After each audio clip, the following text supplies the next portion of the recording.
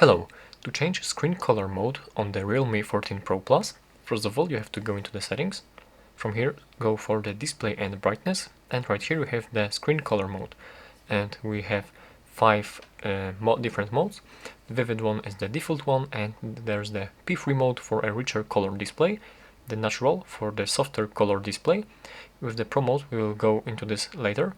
Here we have the cinematic, which uses display P3 mode for more faithful color reproduction, and the brilliant, which uses the widest color gamut for a brighter color display.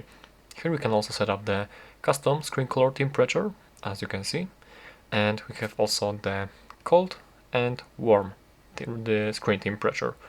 And now for the Pro mode, as we go in there, we can adjust the RGB values, as you can see, like this, and we can also reset it. And here are some HSV values, which also you can adjust right here. And also, in case you have done some changes, you have this button to reset.